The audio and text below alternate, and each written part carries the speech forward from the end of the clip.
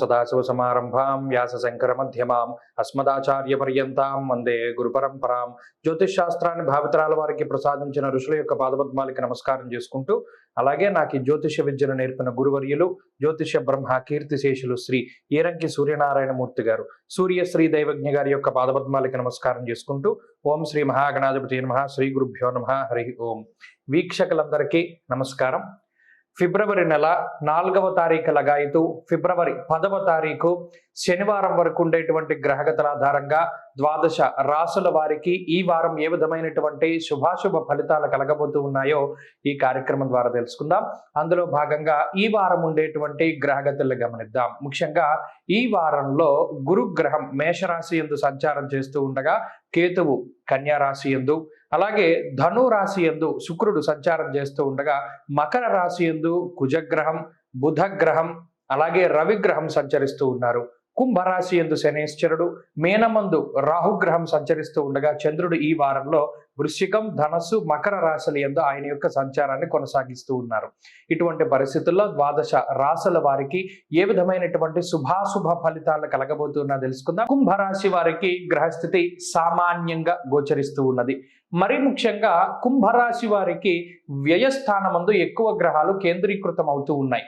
12వ ఇంట కుజగ్రహం, 12వ ఇంట రవి, 12వ ఇంట బుధుడు, ఈ 3 గ్రహాలు ప్రతికూలంగా ఉంటే, అటు ఈ వారంలో లాభస్థాన స్థిత శుక్రుడు, చంద్రుడు, అలాగే రాహు, ఈ 3 గ్రహాల యొక్క అనుకూలతల వల్ల ఒకంత డబ్బు ఖర్చు అయినప్పటికీ కూడా ఆదాయానికి ఏ విధమైనటువంటి లోటు ఉండదు. అయితే ఈ వారంలో ప్రధానంగా కుంభరాశి వారు దృష్టిలో పెట్టుకోవాల్సిన విషయం ఏంటి అంటే, ఖర్చులు అధికంగా ఉంటాయి. అనుకోని ఖర్చు, అది శుభ కార్యక్రమానికి అవ్వచ్చు, ఆకస్మిక ప్రయాణాలకు అవ్వచ్చు, లేదా మరి ఏ ఇతరత్ర వస్తువులో, గృహాలో, గృహోపకరణాలు, అది ఏదైనా సరే దానికి ఖర్చు మాత్రం కొంత ఎక్కువగా ఉంటుంది. స్వస్థాన నాశనం చేయవా బంధురోగో ధనక్షయం అన్నారు.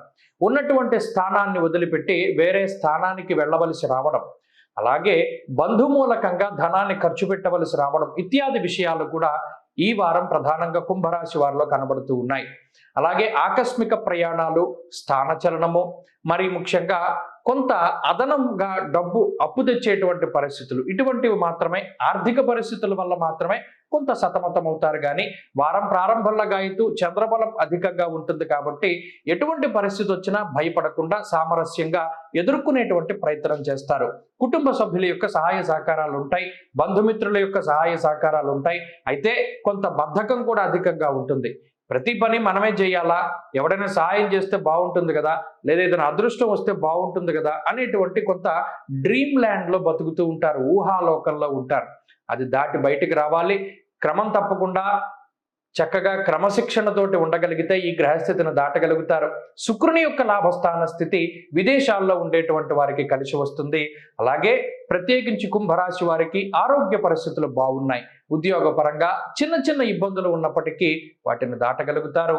ఉద్యోగం మార్పుకై అవకాశం ఉన్నది. పని వేళల్లో మార్పులు, అలాగే ఉద్యోగం చేసేటువంటి ప్రదేశంలో మార్పులు లాంటివి కూడా ఈ వారం కనబడుతూ ఉన్నాయి. అలాగే వ్యాపార పరిస్థితులు సానుకూలంగా గోచరిస్తూ ఉన్నాయి. విద్యార్థులకి కాలం అనుకూలంగా ఉన్నది. ఏకాగ్రత లోపం ఏలినాటిషన్లో ఉంటుంది, జాగ్రత్తగా ఉండాలి.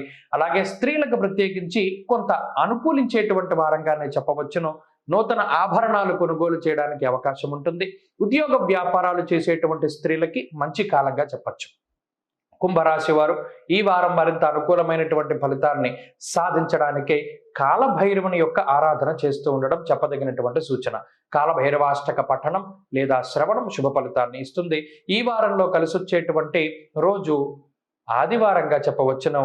అదృష్ట సంఖ్య 4, అదృష్ట వర్ణము పొగరంగు అనగా గ్రే కలర్. తదుపరి మీనరాశి.